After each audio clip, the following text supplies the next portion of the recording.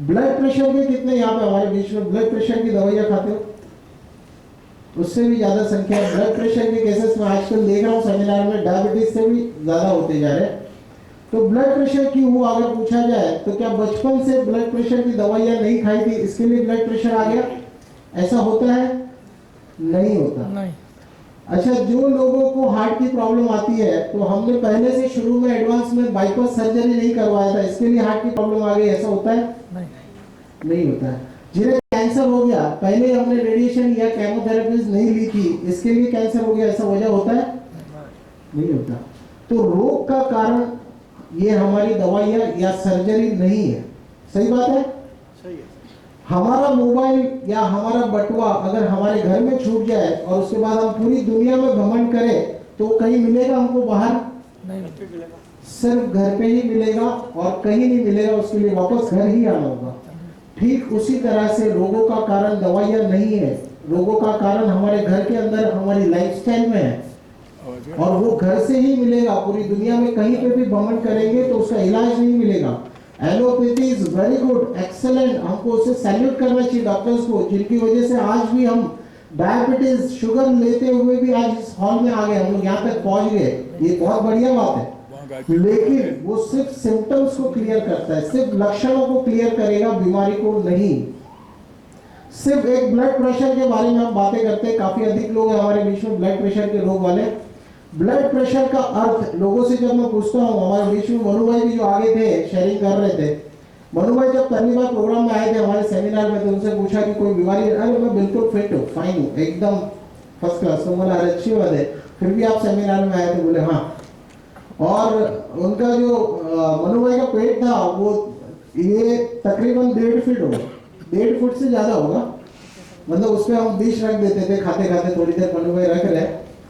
तो ये मनु भाई 5-6 महीने पहले हमारे बीच में जो अभी यहाँ पे होस्ट कर रहे थे, तो 100 kg के थे, 100 किलो। उनका हम फोटोज आपको दिखाएंगे पहले का, बट 100 kg थे और ब्लड प्रेशर और डायबिटीज दोनों लेकर साथ में आए थे और उसे बीमारी नहीं मानते थे, ये उसे लाइफस्टाइल मानते थे। लाइफस्टाइल डिजीज कहते हैं ना, तो ये उसे लाइफस्टाइल मानते थे।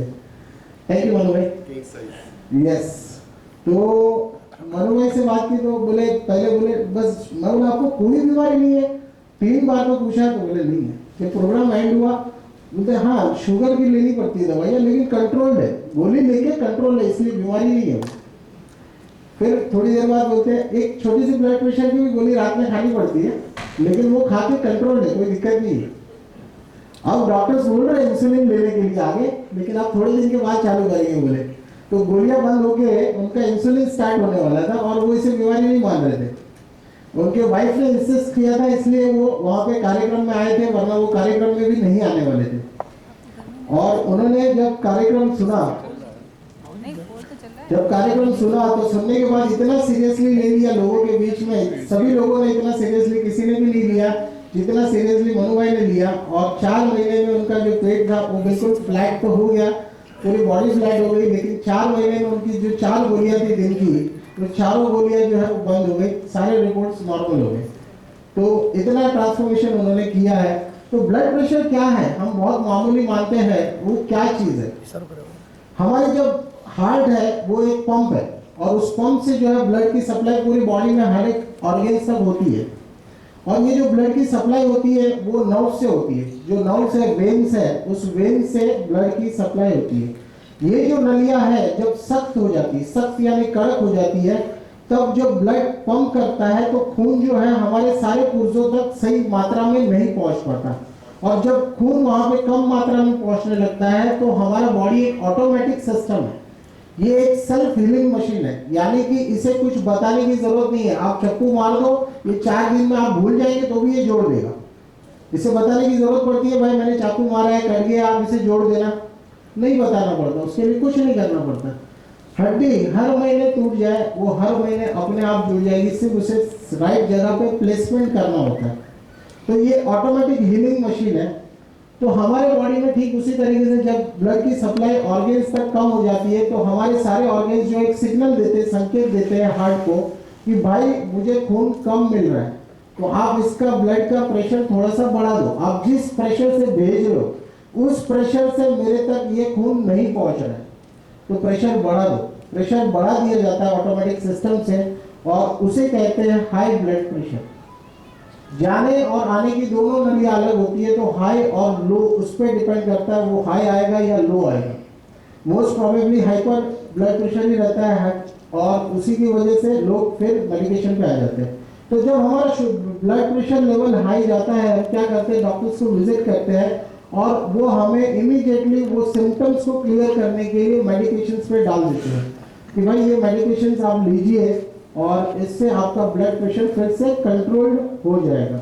और हमने वापस क्या किया, दवाइयाँ खाई, और जो सिग्नल आ रहे थे, जो संकेत आ रहे थे ब्लड प्रेशर बढ़ाने के, उन संकेतों को बंद कर दिया, और हमारा ब्लड प्रेशर जो है नॉर्मल में वापस बैलेंस होने लगा।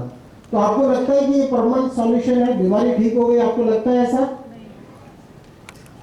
ब्लड प्रेशर का मतलब आने वाले समय में एक ऑर्गन कोई तो भी फेल होने वाला है, और 90% केसेस में हार्ट फेलियर आता है। ब्लड प्रेशर का आगे का जो केस आता है वो है हार्ट फेलियर।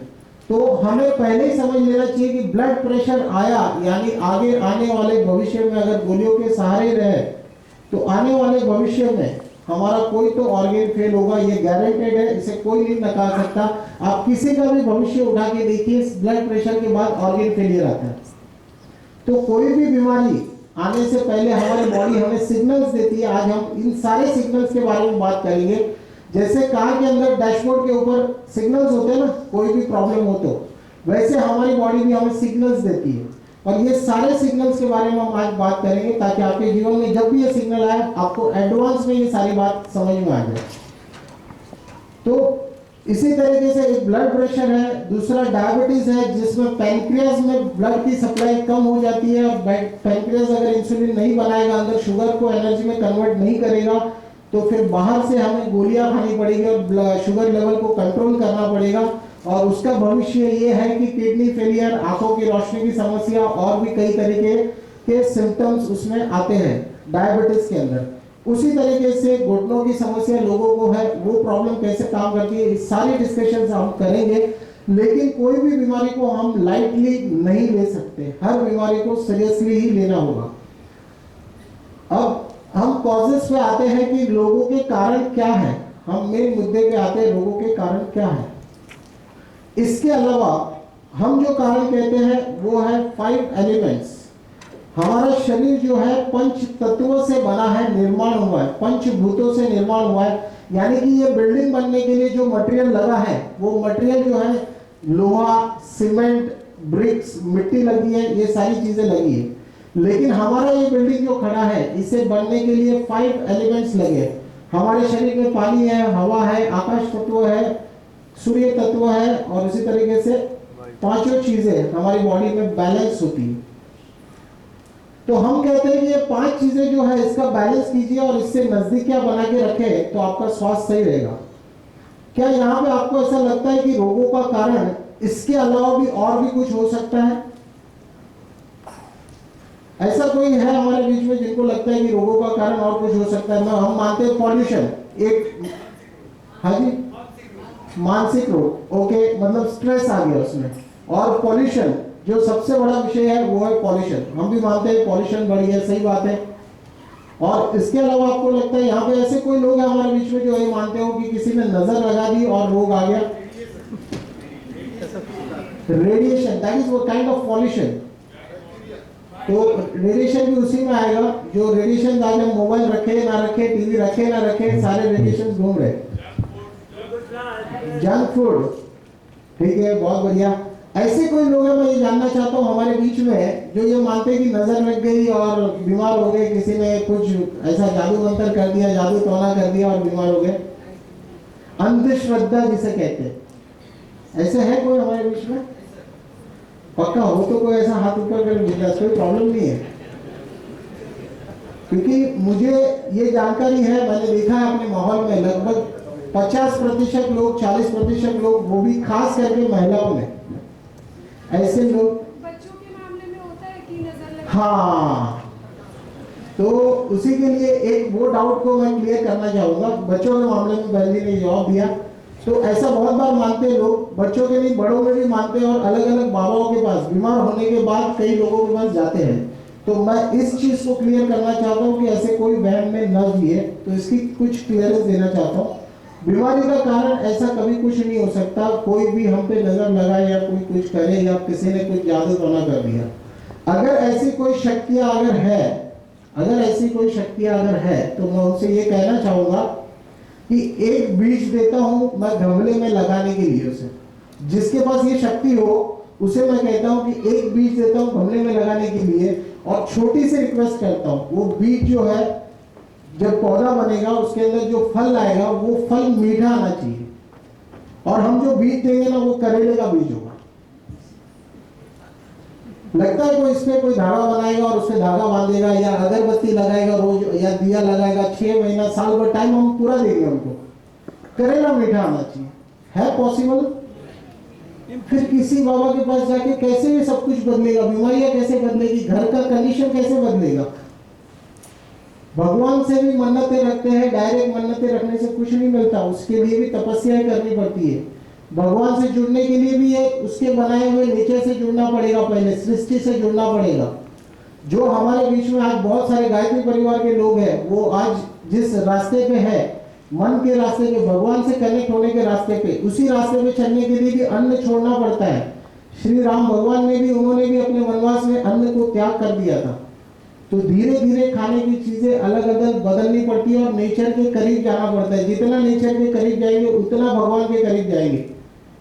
तो ऐसी, मेरा कहने का अर्थ यह है कि किसी भी अंधश्रद्धा में, ऐसी अंधश्रद्धा में विश्वास ना करें, और बीमारी के कारण को घर में ही मिलेगा। दुनिया में कोई भी व्यक्ति बिना कारण के कभी रोगी नहीं हो सकता, और वो कारण आपको इसी में मिल जाएंगे सारे के सारे। आज जो हम चर्चाएं कर रहे हैं उसी में आपको सारे कारण मिल जाएंगे। अंधश्रद्धा पे वैसे किसी ने, बाकी बहुत कम लोग थे हमारे मेरे ख्याल से मानने वाले। एक वीडियो दिखाना चाहेंगे इसके नेक्स्ट स्लाइड में। साउंड के कुछ एरर्स हो गए तो साउंड प्ले नहीं हो रहा, लेकिन मेरा साउंड चालू रहेगा यहाँ से। तो वीडियो आप देखिए, और सबसे वन ऑफ द टॉप जिसे कहेंगे फूड, हेल्थ फूड, तो वो कैसे बनाना चाहिए हमें घर पे, वो एक एक्सपेरिमेंट आपको दिखा रहा है, तो आप उसे घर पे ट्राई कर सकते हैं।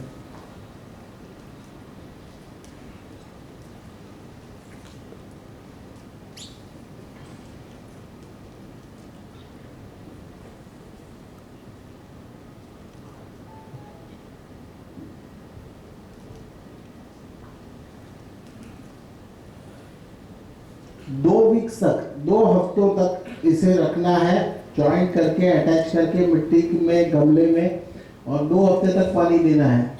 सबको समझ में आया कैसे ग्रो करना है? कि एक बार और प्ले करूं?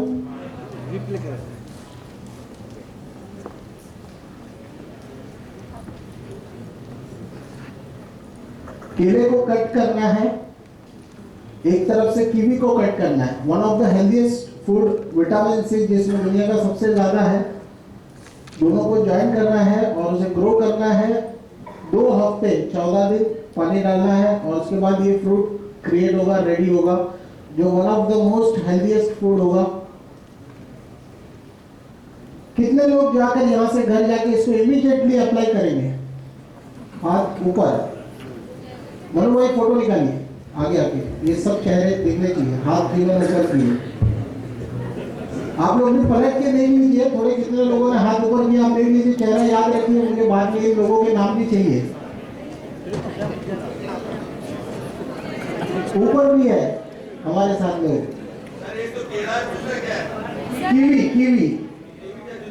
कीवी फ्रूट एक मिलता है। Thank you.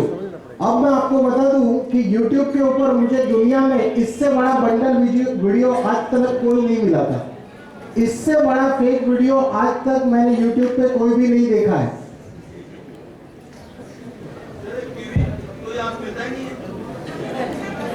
कीवी मिलता है भाई साहब, यहाँ पे हमने कल ही देखा था। अब विषय वो नहीं है, अब विषय बदल गया है। विषय ये है कि 40% से 50% लोगों ने हाथ ऊपर किया था। कौन लोग ऐसा मानते हैं कि केला डायरेक्ट जमीन में झाड़ के बिना आएगा और झाड़ उसके ऊपर आएगा?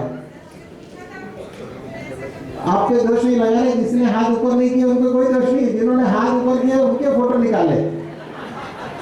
तो जब मैंने पूछा था कि अंधश्रद्धा में कौन कौन विश्वास रखता है, तब हाथ ऊपर नहीं किए थे, उसका जवाब नहीं देते, इसके लिए ये वीडियो रखना पड़ा मुझे यहाँ। 2 हफ्ते पहले मेरे एक दोस्त ने ये घर पे ट्राई किया और मुझे बोला अतुल भाई देखो ना, उग नहीं रहा है, अंदर सब सड़ गया था, केला भी सड़ गया अंदर और कीवी भी सड़ गया। तो बोले ये उग नहीं रहा है, आप इसके मास्टर हो, थोड़ा मेरे को गाइड करो। तो मैंने बोला कहाँ से भाई, तेरे को किसने बता दिया? बोले यूट्यूब पे वीडियो आप डालिए देखिए। अरे बाप रे, मैं बोला ये देख के लोग ये एक्सपेरिमेंट भी करते हैं। तो ऐसे लोगों को तो मैं बोला भगवान ही बचाया थे। तो दोस्तों तालियां हो जाए। तो ऐसे आप देखिए, आपको कोई भी, आप बहुत अगर इतना एक्सपेरिमेंटल नहीं हो तो आपको कोई भी बेवकूफ फिर बना सकता है। तो ऐसे किसी भी अंधश्रद्धा में न जाए। मेरा मैसेज इस वीडियो के द्वारा यही है। इससे बड़ा यूट्यूब के ऊपर मैंने कोई भी फेक वीडियो नहीं देखा है। जिन लोगों ने हाथ ऊपर नहीं किए उनको ये बात समझ में आई होगी कि केला इस तरीके से गमले में डायरेक्ट, क्या केला पहले आएगा उसके ऊपर झाड़ आएगा, कि पहले झाड़ आएगा फिर केला आएगा? ऐसे कभी कुछ नहीं उगता, ऐसा कभी कुछ ग्रो नहीं करता। तो आप थोड़ा सा अपना ज्ञान और बढ़ाएं और ऐसे अंधश्रद्धा में ना फंसे। यहाँ पे मेरा मैसेज बस इतना ही था। अब हम शुरू करते हैं आगे का कार्यक्रम। The history of epic history of medicine, sorry. तो आचार्य चरक इस दुनिया में 2800 साल पहले आचार्य चरक आए और उन्होंने हमको 2800 साल पहले हमें एक फॉर्मूला दिया जिसे लोग आयुर्वेद के नाम से जानते हैं आज। उन्होंने ये कहा कि बीमारियों का जो कारण है वो न्यूट्रिशन की कमी है। हमारे शरीर में पोषण तत्वों की कमी होना ये बीमारी का कारण है। और बात भी सही है उनकी, क्योंकि वो समय था जब हम फार्मिंग नहीं करते थे। 3000 साल पहले फार्मिंग नहीं होती थी और आचार्य चरक ने ही ये सिखाया कि जमीन का सीना कैसे चीरना है, बीज को कैसे प्रिजर्व करना है, उसके सीड्स को कैसे प्रिजर्व करना है और फिर उसे वापस जमीन का सीना फाड़ के उसमें कैसे रोपण करना है और उसे कैसे ग्रो करना है। तो उन्होंने फार्मिंग भी लोगों को बताया। तो उससे पहले फार्मिंग नहीं होती थी, इसीलिए लोगों के अंदर बीमारियों का कारण उस समय पे रोगों का कारण ये हुआ करता था कुपोषण, न्यूट्रिशन की कमी। और उन्होंने बहुत सारे आंवले, बहुत सारे चूर्ण बताए और बहुत सारी चीजों को कैसे प्रिजर्व करना है, बॉटल के अंदर कैसे रखना है और उसको बाद में आयुर्वेद के रूप में, दवाई के रूप में कैसे सेवन करना है, उसका फॉर्मूला दिया और लोग स्वस्थ होने लगे।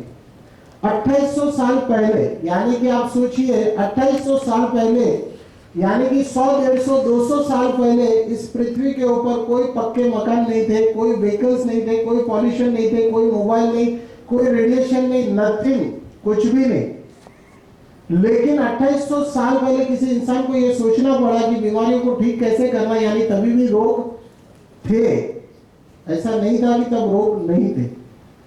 उसके बाद 2400 साल पहले हिप्पोक्रेट्स आए, द फादर ऑफ एलोपैथी, जिन्होंने एलोपैथी को जन्म दिया और उन्होंने कहा कि रोगों के कारण जो है वो है कीटाणु। कीटाणु को मार दिया जाए तो रोग खत्म हो जाएंगे। उन्होंने बहुत सारे इंजेक्शन बनाए, बहुत सारी दवाइयां बनाई, बहुत सारे एंटीबायोटिक्स बनाए और लोगों को वो दवाइयां दी, कीटाणु मर गए, लोग ठीक होने लगे और वो एलोपैथी आगे बढ़ी। जब 17 साल प्रैक्टिस करने के बाद हिप्पोक्रेट्स को ये महसूस हुआ कि जो मैं काम कर रहा हूं ये गलत है और इंसान को एक बार जो दवाई दी जाती है दोबारा वही दवाई उस पर काम नहीं कर रही, उसने देखा। मतलब पहली बार जो दवाई दी है दूसरी बार अगर सेम दवाई देंगे तो वो शरीर पे काम नहीं करेगी, क्योंकि बॉडी के कीटाणु जो है अपना रेजिस्टेंस पावर बढ़ा लेंगे। आपने देखा होगा कि पहले मच्छर मारने के लिए डीडीटी पाउडर डालते थे और उससे मच्छर मर जाते थे, लेकिन आज डीडीटी पाउडर डालने से मच्छर का कुछ भी फर्क नहीं पड़ता। दैट मीन्स उन्होंने अपना रेजिस्टेंस पावर बना लिया है। तो ठीक उसी तरीके से जब हम डॉक्टर के पास जाते हैं और कहते हैं कि भाई साहब ये दवाई काम नहीं कर रही, तो डॉक्टर कहते हैं कि पर्चा दिखाओ, पहले का पर्चा देखते हैं कौन सी दवाई दी थी और उससे ऊपर के पावर की दवाई दी जाती है। 17 साल जब हिप्पोक्रेट्स ने ऐसे दवाई दी डोज बढ़ा के, तो एक दिन ऐसा है जब दवाई का काम करना शरीर पे बंद हो गया और इतने हाई डोज देने पड़े कि वो बीमारी ठीक होने से ज्यादा शरीर के अंदर दूसरे नुकसान हो गए, इतने डोज बढ़ा के देने पड़े। आज भी होता है, स्टेरॉइड्स देने के बाद शरीर में जो बीमारी है उस पर तो असर होता है, लेकिन उसके बावजूद दूसरी ऐसी कई बीमारियां हो जाती है, लोगों की आंखों की रोशनी चली जाती है। लोगों को एवीएन का सबसे बड़ा एक कारण जो होता है हिप जॉइंट का, वो भी एक स्टेरॉइड्स ही होती है। किडनी फेलियर का भी कारण बनता है बहुत सारे लोगों के लिए, और किडनी फेलियर आने के बाद भी स्टेरॉइड्स दी जाती है लोगों को। तो ऐसी दवाइयां आज भी है जो एक ऑर्गन को ठीक करने के लिए दूसरे को फेल कर देती, इतने हाई डोज देने पड़ते बीमारी को कंट्रोल में लाने के लिए। तो उन्होंने देखा कि ये प्रैक्टिस गलत है जो मैं कर रहा था। उन्होंने पुनः 17 साल बाद विचार किया कि ये कीटाणु कहाँ से आते हैं और क्यों आते हैं। मैं कीटाणुओं को मार रहा हूँ, लेकिन उन्होंने पुनः विचार किया और उन्हें समझ में आया कि अगर शरीर में से कीटाणुओं को हटा दिया जाए, मारने की जगह पे उन्हें हटा दिया जाए, तो रोग ठीक हो सकते हैं। और उन्होंने 17 साल बाद ये कहा कि जो प्रैक्टिस एलोपैथी की मैंने शुरू की थी उसे बंद कर देना चाहिए। लेकिन वो प्रैक्टिस इतना आगे बढ़ गया था, इतना आगे निकल गया था कि उसे बंद करना संभव नहीं था।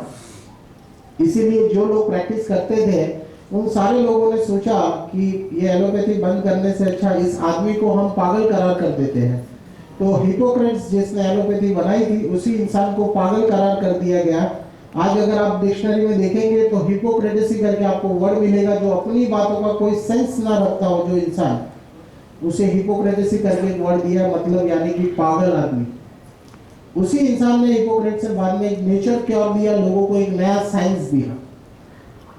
उसके बाद हिपोक्रेट्स के बाद हैनमैन आए जिन्होंने यूनानी मेडिसिन दी। उसके बाद जो है हकीम लुकमान आए, हैनमैन ने होम्योपैथी दी, और उसके बाद हैनमैन के बाद हकीम लुकमान जिन्होंने यूनानी मेडिसिन दी। और उसके बाद हमारा लास्ट पतंजलि बाबा रामदेव जिन्होंने एक योगा को नई पहचान दी। लेकिन योगा को पहचान देने के बाद उनको लगा कि सिर्फ योगा से काम नहीं होगा, तो उन्होंने जो है आयुर्वेद को फिर से रीलॉन्च किया लोगों के बीच में कि आप आयुर्वेद का भी सहारा लीजिए और साथ ही साथ इसका सहारा लीजिए तो पूरी तरह से स्वस्थ हो जाएंगे। इतना सब कुछ हुआ पिछले इतिहास में 3000 साल के अंदर अंदर में। लेकिन आपको ऐसा लगता है कि इस देश में से या दुनिया में से बीमारियां खत्म हो गई? आपको लगता है? एलोपैथी उसके बाद इतनी आगे बढ़ गई, उसके बाद होम्योपैथी इतनी आगे बढ़ गई, हर चीज यूनानी मेडिसिन हो या योग हो इतनी आगे बढ़ गई। लेकिन आपको ऐसा कहीं महसूस हो रहा है कि बीमारियां खत्म हो गई? नहीं हो। बल्कि ऐसा हो रहा है कि दिन ब दिन डॉक्टर्स बढ़ रहे हैं, टेक्नोलॉजीज बढ़ रही है, साथ में रोगी भी बढ़ रहे हैं। सही बात है? नहीं तो क्या कारण है?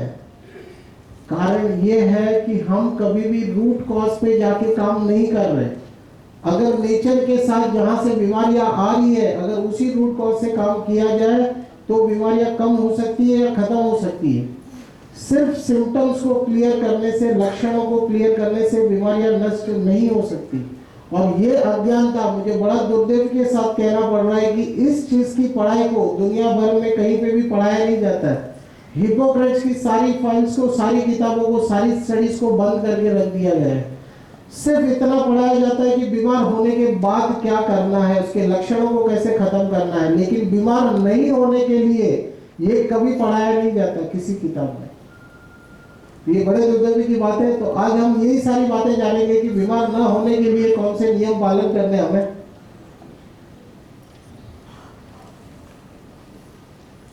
5 हीरोज, हमारे जीवन के 5 हीरो, वो है भूमि तत्व। भूमि तत्व अर्थ यानी हमारे शरीर में हम जो भी भोजन ग्रहण करते हैं, खाना खाते हैं, जो जमीन से आता है रास्ते से, वो सारा भोजन जो है वो भूमि तत्व में। उसके बाद हवा, एयर, हम जो दिन भर सांसें लेते हैं, जो कभी नहीं भूलते, गलती से भी सांस लेना नहीं भूलते। थर्ड जो है हमारे शरीर में पानी है, तो हमारे शरीर में लगभग 70% पानी है। चौथा जो है वो स्काई, हमारे शरीर में स्काई, आकाश तत्व। और पांचवा जो है वो है फायर। फायर नहीं होता एक्चुअली, ये होता है सन, सूर्य तत्व। और सूर्य तत्व कहां से मिलते हैं?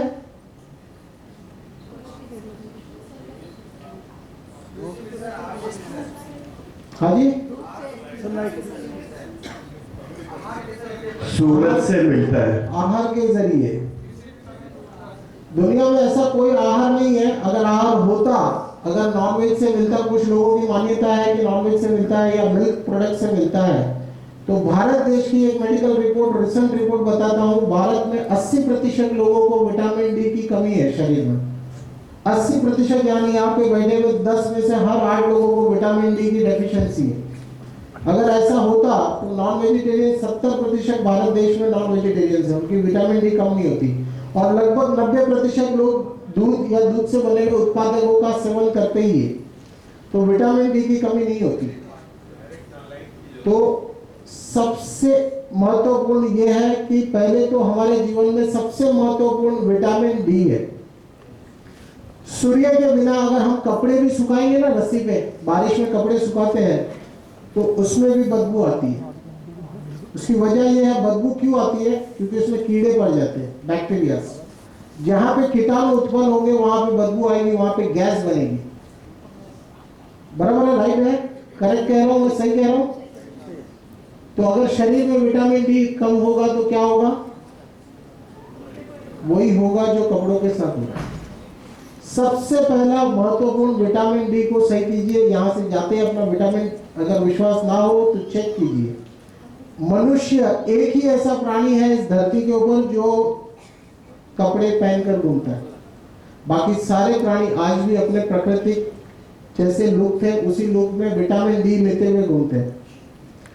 यहाँ पे जयपुर में तो खास धूप ज्यादा है, गुजरात में धूप ज्यादा है, तो मैं देखता हूँ कि महिलाएं वगैरह दिन में मुंह पे भी कपड़ा, हाथ पे भी कवर। तो मैं सोचता हूँ कि इतना कवर करेंगे तो आगे हश्र क्या होगा? बाहर से तो गोरे दिखेंगे, सनलाइट से बच जाएंगे, लेकिन अंदर का जो हश्र होगा वो बहुत बुरा होगा।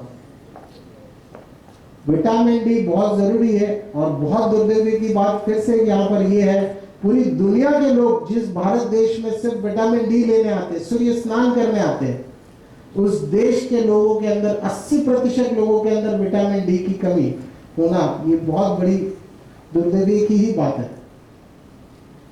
तो सबसे पहले आप विटामिन डी का केयर करें और सूर्य स्नान नियमित रोज सुबह।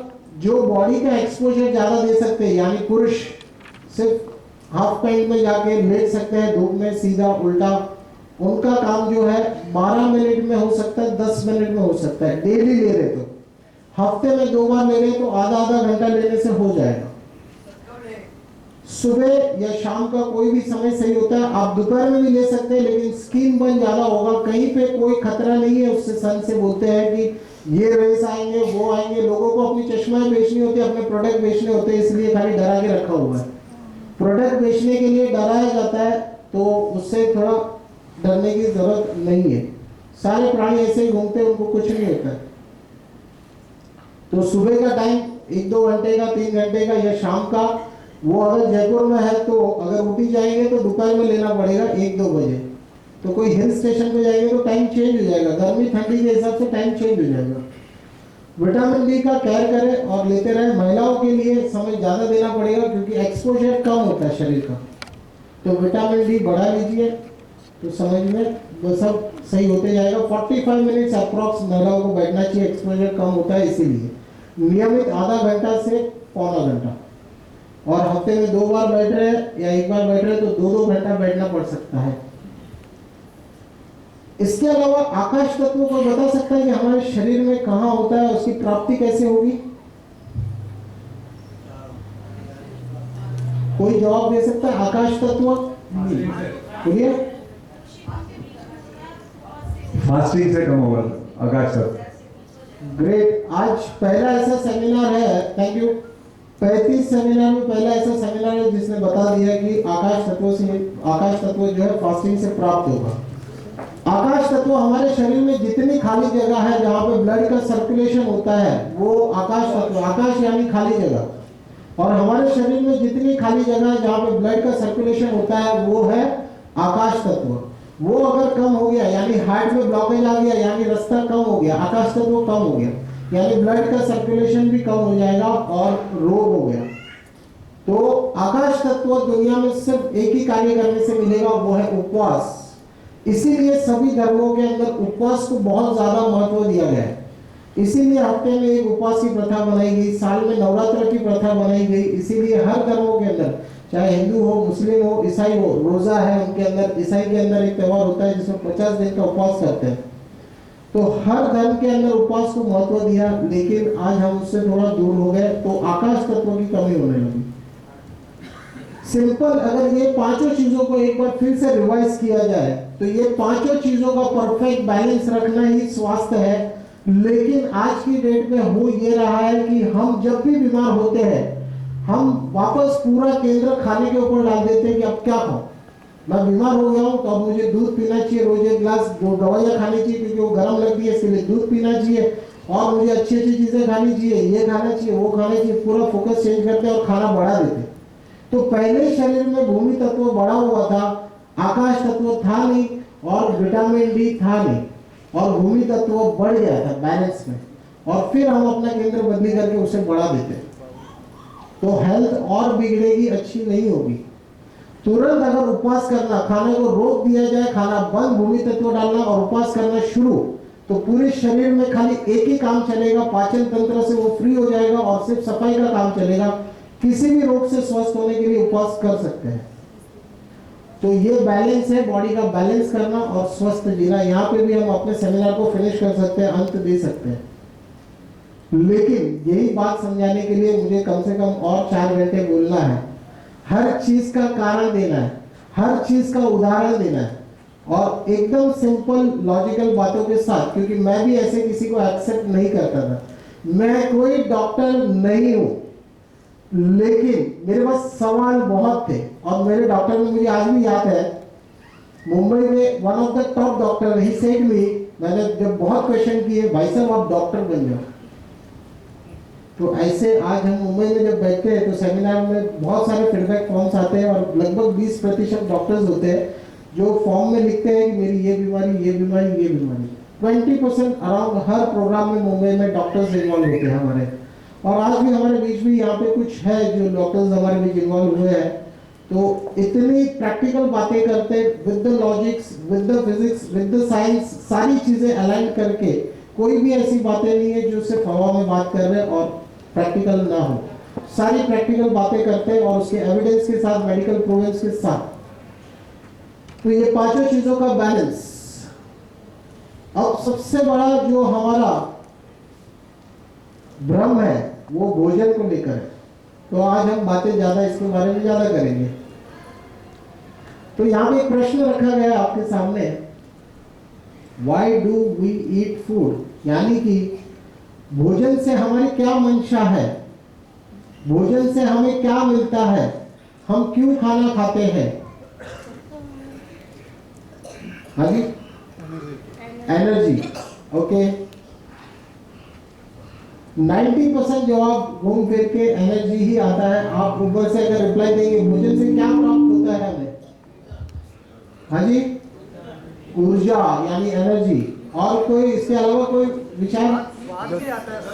स्वाद आता है, स्वाद तो मिलता ही है जब खाएंगे, बढ़िया। शरीर में अग्नि जलती है, वो शांत होती है, जलती होती है। पोषण,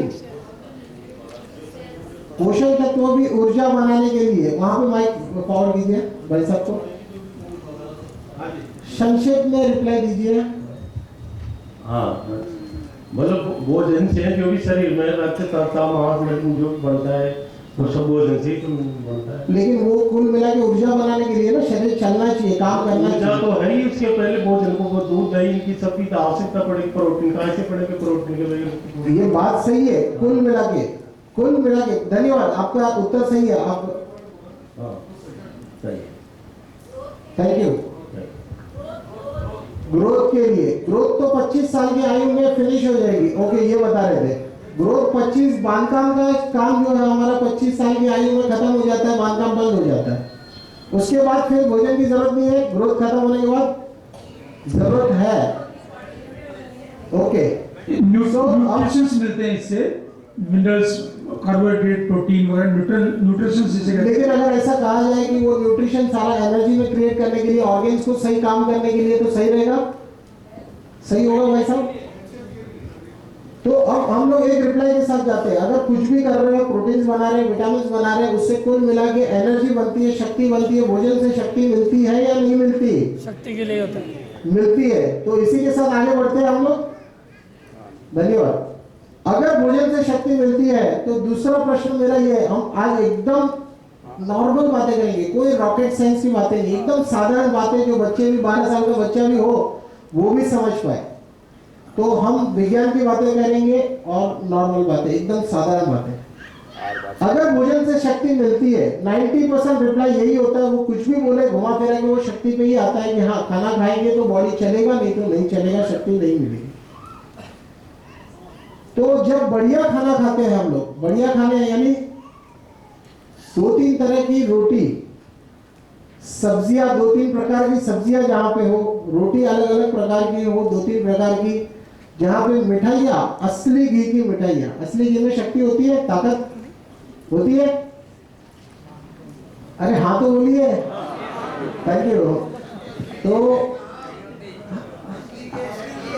असली है कहाँ, वो फिलहाल प्रश्न नहीं है, लेकिन असली घी की अगर मिठाइयां बनी हो, वहां मिठाइयां हो, रोटी हो, सब्जी हो, 3 प्रकार की सलाद हो, सब कुछ हो, ऐसा बढ़िया खाना जब खाया जाए, साधारण खाने से तो शक्ति मिलती है, लेकिन जब बढ़िया खाना खाया जाए, कहाँ मिलता है ऐसा खाना बढ़िया वाला? अक्सर कहाँ मिलता है? शादी में, पार्टीज में। तो पार्टीज में, शादी में जब बढ़िया खाना खाते हैं तो शक्ति कितना गुना बढ़ जाती है? नहीं बढ़ती। अरे ऐसा अभी नाना करने से नहीं चलेगा। अभी आपने बोला भोजन से शक्ति मिलती है, आपने, मैं बढ़िया सुनिए, मैं कौन से साइंस की, विज्ञान की बात कर रहा हूँ। गाड़ी में 10 लीटर पेट्रोल डाला, वो 100 किलोमीटर